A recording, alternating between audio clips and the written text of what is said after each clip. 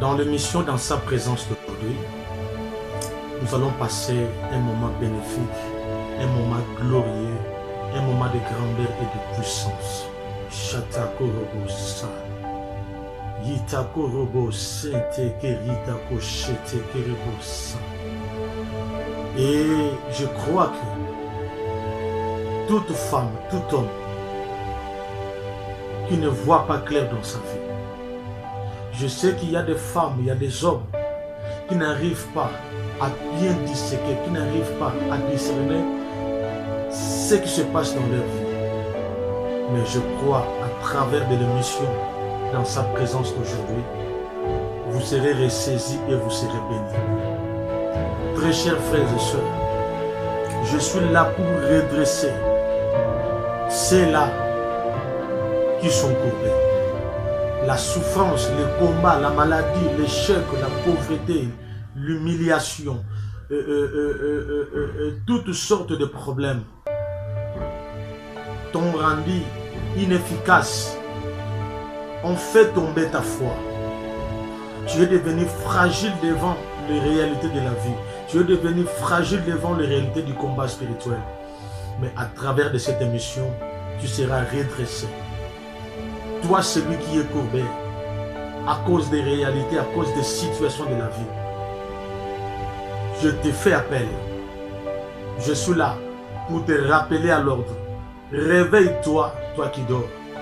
Réveille-toi, Saint-Terrain avance. Car la Bible déclare, depuis le temps de Jean-Baptiste jusqu'à nos jours, le royaume des cieux est forcé, c'est les violents qui s'en emparent. Si tu veux entrer dans le royaume des cieux, si tu veux vivre la main de notre Seigneur Jésus-Christ, tu dois être violent. Les violents dont on parle ici n'est pas les violents de tabasser les gens, de taper, non. Mais les violents, c'est celui qui envisage d'aller plus loin avec toute force, avec toutes ses énergies. Bien-aimés dans le Seigneur, nous sommes dans un monde où il y a des puissances dominent. Il y a la puissance divine qui est la puissance de notre Seigneur Jésus-Christ et il y a la puissance maligne qui est la puissance satanique. Bien-aimé, où es-tu? Tu es dans quel camp? Tu es dans le camp de la lumière qui est notre Seigneur Jésus-Christ ou tu es dans le camp des ténèbres? Bien-aimé dans le Seigneur, ressaisis-toi. Toi qui veux abandonner, toi qui veux cesser de suivre la voie de Dieu, toi qui commence à dire, qui commence à se décourager, bien-aimé, n'écoute pas les gens, n'écoute pas ce monde. Nous sommes dans un monde où les gens interprètent les choses selon eux. Les gens interprètent même la pensée de Dieu selon eux. Or, la Bible dit dans le livre d'Ésaïe, car mes pensées ne sont pas vos pensées. Il y a des gens qui interprètent la pensée de Dieu selon eux, sans savoir que notre Dieu n'est pas humain. Notre Dieu a ses façons, a ses manières de voir, faire et comprendre les choses. J'en appelle à la conscience d'un frère ou d'une sœur qui veut abandonner à cause de réalités spirituelles, à cause de réalités de ce monde. Je connais une femme nommée Anne, la mère de Samuel. Anne n'enfantait pas. Anne ne mettait pas au monde. Pendant un temps, sa rivale Pénina, toutes les deux étaient les femmes d'Elkana, un homme riche du descendant de David. Et la Bible nous dit dans le livre d'un Samuel que Elkana aimait tant Anne. Mais l'obstacle le plus dur d'Anne, c'était l'infertilité. Et tandis que sa rivale Pénina enfantait, elle mettait au monde, elle avait des enfants. Et la Bible est allée encore plus loin pour nous signifier que Pénina mortifiait Anne de manière régulière. Pénina combattait Anne. Pénina intoxiquait même son mari pour qu'il puisse l'abandonner. Mais tellement Elkana était fidèle à sa première femme, tellement Elkana espérait que le Dieu des situations impossibles pourrait changer en un clin d'œil la situation de sa femme. Et Pénina ne voulait pas se débarrasser d'Anne. Et la Bible nous révèle encore davantage que Anne allait régulièrement à l'église. Anne partait chaque jour à l'église pour prier. Mais elle n'avait trouvé aucune solution. Pourquoi? C'est parce que Anne n'intéressait pas son père spirituel. Anne n'intéressait pas son pasteur. Peut-être tu es en train de me suivre. Tu as un sérieux problème dont tu cherches avec qui tu dois partager ce problème. Tu n'as plus confiance au pasteur à cause de réalité. Oui, je prends ta place. Si tu as été une fois ou plusieurs fois déçu par le pasteur, je prends ta place. Mais je te dis que s'il y a de faux pasteurs, il y a aussi de vrais pasteurs. Je ne dis pas que je suis vrai, non. Mais j'en appelle à ta conscience pour te dire, pour t'enseigner que dans la vie, il y a deux principes, il y a deux facteurs, il y a deux choses. Il y a l'homme et la femme. Il y a le faux et le vrai. Il y a sèche et la pluie. Il y a Dieu, il y a Satan. Il y a le mal, il y a le bien. On n'a que deux choix à faire dans la vie. Si tu avais tombé entre les mains d'un mauvais berger, d'un mauvais pasteur, j'en appelle à ta conscience. Reviens dans le chemin de Dieu. Les bons pasteurs, les véritables existent.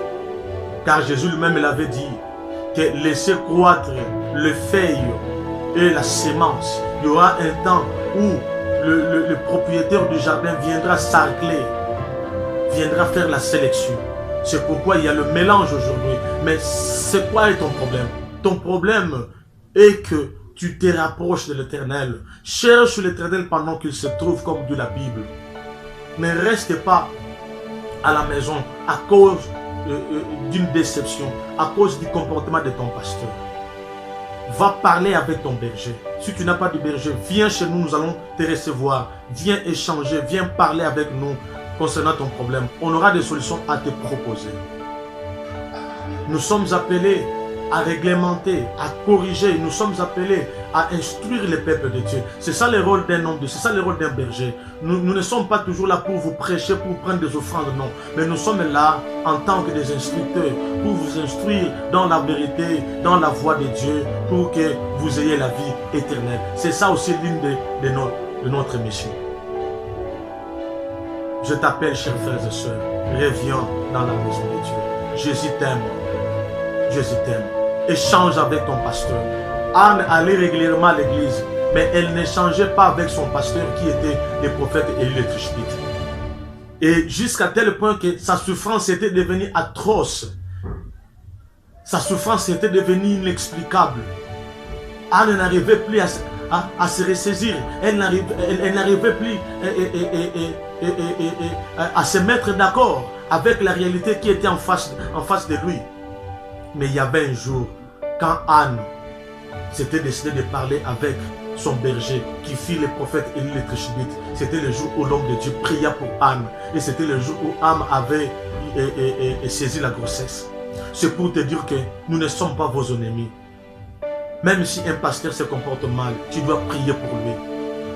Tu dois prier pour lui. Si un pasteur a perdu le droit chemin, tu dois prier pour lui. Si un pasteur se comporte en païen, se comporte différemment au décalogue divin, tu dois prier pour lui à la place de le fuir ou à la place de l'humilier. J'en appelle à la conscience d'un frère ou d'une sœur qui a abandonné la voie de Dieu à cause de déception, parce que tu es en train de prier et tu ne vois rien. Reviens. Notre Jésus-Christ est capable. La Bible nous dit, il est le même hier, aujourd'hui et éternellement. Le Dieu des apôtres, c'est le même Dieu qui agit aujourd'hui en nous. Dans nos églises, il y a des gens qui sont guéris. Il y a des malades qui sont guéris. Il y a des personnes handicapées qui se ressaisissent. Les choses marchent toujours sous le nom de Jésus-Christ. Reviens, bien-aimé. Reviens. Jésus-Christ t'aime. Jésus-Christ a besoin de toi. Peut-être tu es abandonné par les tiens. Tu es ridiculisé, tu es humilié. Peut-être tu ne sais quoi faire. Tu manques même à manger, tu manques d'habits. Mais laisse-moi te dire, ce n'est pas la fin du monde. Aussi longtemps que tu as encore la souffle, alléluia. Aussi longtemps que tu respires encore, ce n'est pas encore fini. Même quand moi je prêche, j'ai l'habitude de dire à mes enfants à l'église que lorsque Dieu te laisse toujours en vie, ce n'est pas encore fini. Il a encore à faire avec toi. Même si la maladie t'a rongé comment? Même si la pauvreté t'a rongé comment? Même si l'instabilité te ronge comment? Sache-le bien. Comme Dieu t'a laissé en vie, ce n'est pas encore fini.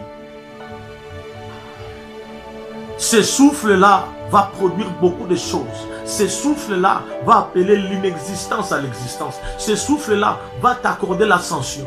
Une fois que tu crois que c'est encore possible. N'abandonne pas le chemin de l'église. N'abandonne pas ton pasteur parce qu'il a des erreurs. C'est un humain.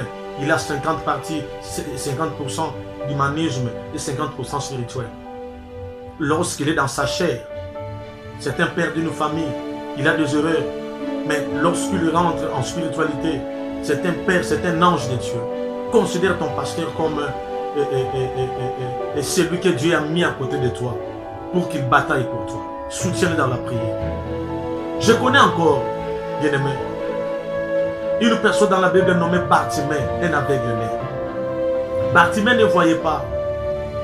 Bartimée était piétiné, ridiculisé, rejeté, voire même par sa famille. Vous savez, nous sommes dans un monde, lorsque tu ne produis rien, tu n'as pas aussi droit au respect, tu n'as pas aussi droit à être honoré, tu n'as pas droit d'être heureux. C'est ça le monde dans lequel nous vivons. Bartimée était abandonné, c'est parce qu'il était aveugle, c'est parce qu'il ne le voyait pas.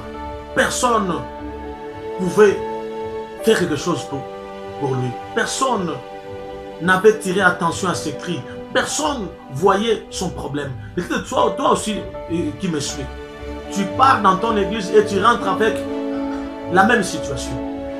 Ta vie demeure toujours paradoxale. Tout est paradoxalement resté statico. Donc rien ne va, rien ne marche. Ton commerce ne va pas. Tes études ne vont pas. Rien ne va dans ta vie. Tu te poses parfois des questions. Est-ce que l'église dans laquelle je prie, Dieu vraiment existe-t-il? Est-ce que Dieu me connaît? Ou bien suis un produit d'un accident de mes parents?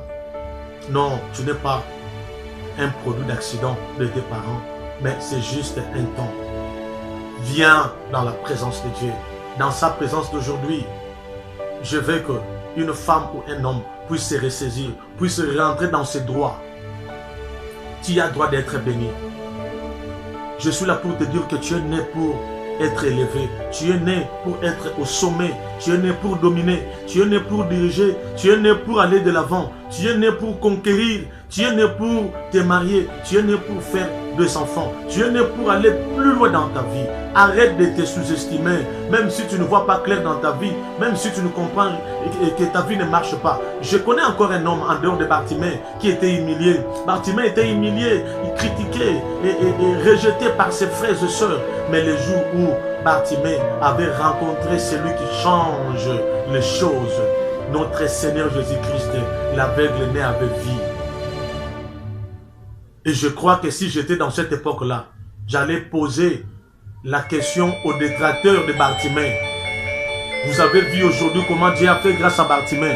Et le jour où Dieu avait ressuscité la vie de Bartimée, je crois que tout le monde était d'accord avec lui puisqu'il avait retrouvé sa vie.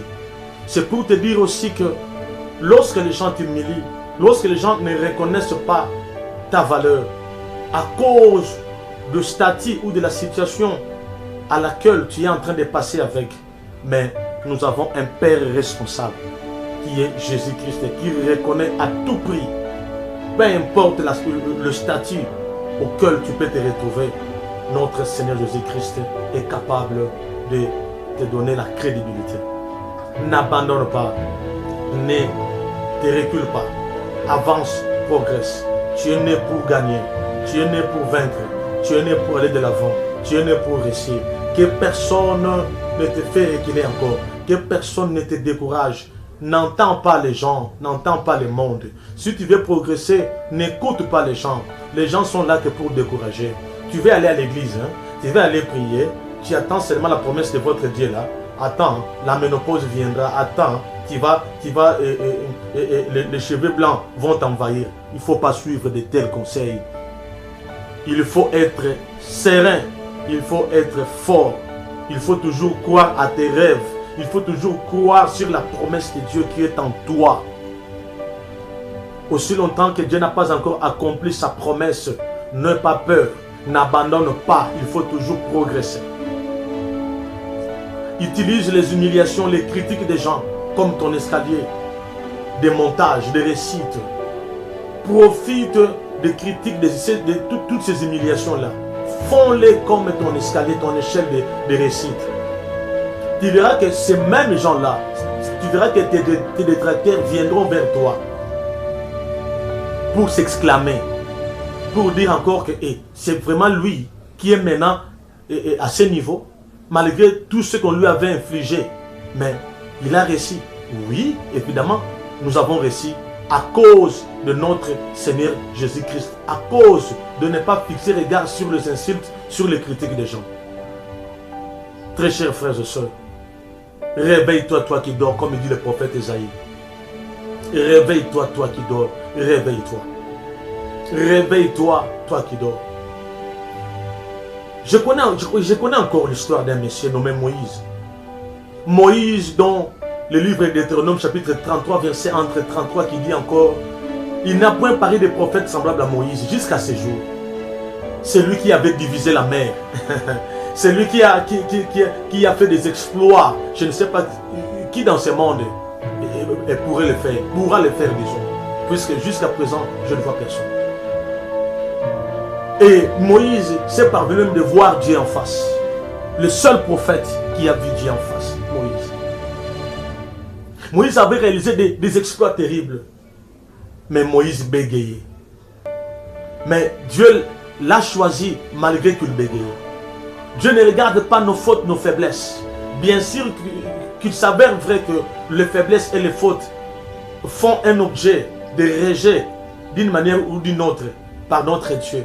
Mais ce n'est pas du tout la chose primordiale, la chose la plus importante. Arrête de te condamner. Reviens dans le chemin de Dieu. Répands-toi. Accepte de continuer le chemin avec Jésus-Christ.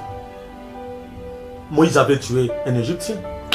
Moïse avait rendu justice contre un Égyptien qui voulait détruire son frère hébreu. En tuant quelqu'un, c'est déconseillé.